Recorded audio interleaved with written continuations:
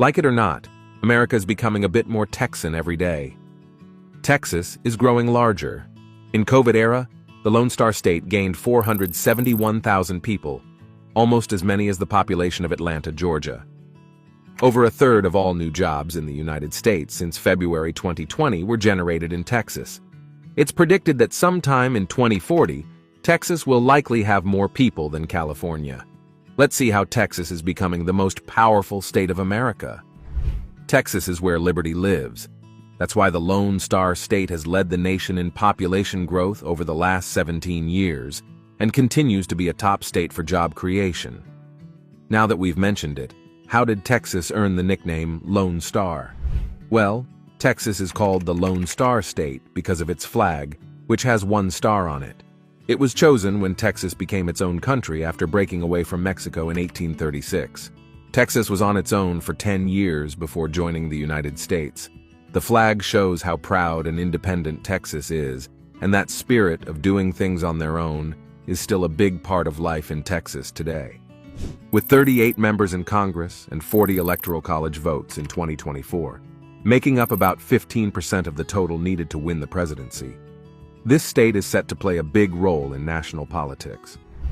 If the trend of people and businesses relocating to the state continues, as it seems likely, they will become even more influential in the American economy.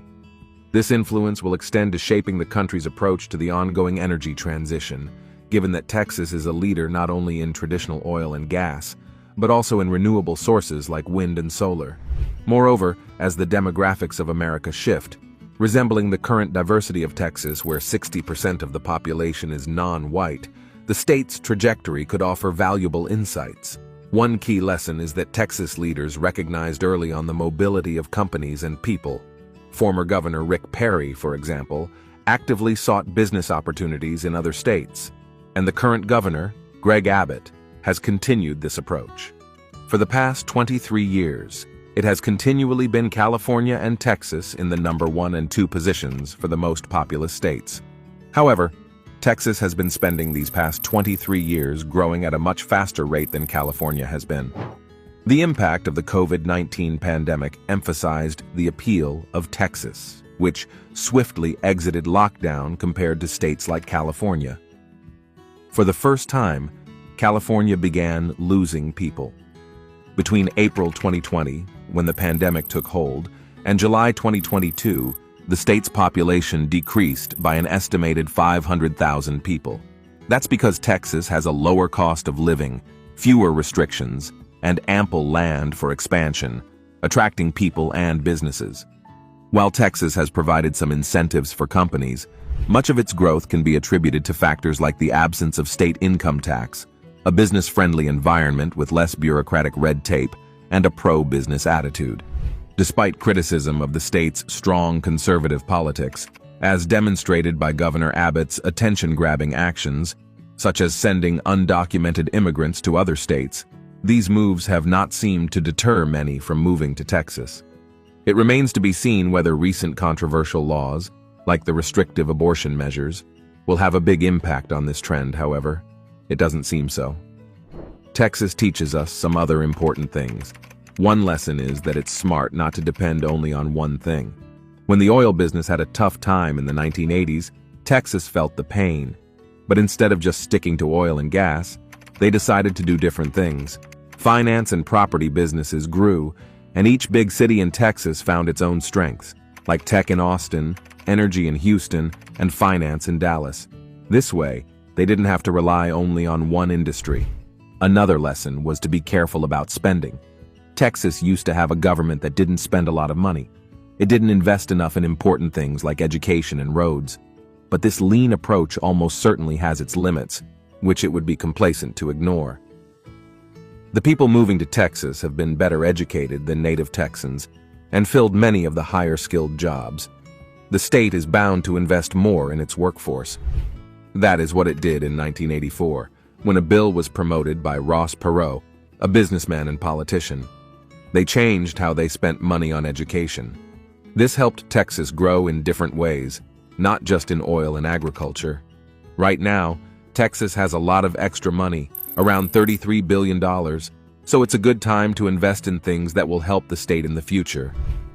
Texas is not the same as all of America. It has oil and gas, so it doesn't need a state income tax. It has a lot of land for companies to grow, but it's also facing some problems. Even though it has many big companies, a lot of people don't have health insurance. Texas politics have become very right-wing, with rules that limit freedom, like the abortion ban that we mentioned. But it also has many growth opportunities. Texas is not just big in terms of money and people.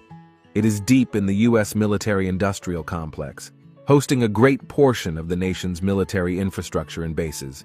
They've got 15 military bases.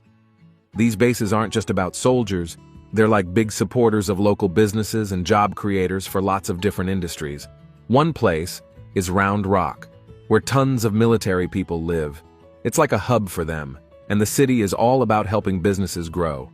In Austin, they've got this place called the Austin Center for Manufacturing and Innovation. It's a zone for coming up with innovative ideas for making things.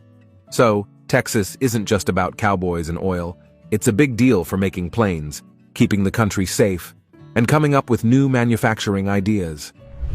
Texas also has one of the largest clusters of aerospace industry workers in the country. The state is home to the headquarters for 2 international airlines, 2 of the world's busiest airports, and NASA's Johnson Space Center. It's where the first military flights took off, and where Neil Armstrong and Buzz Aldrin trained for the Apollo 11 mission.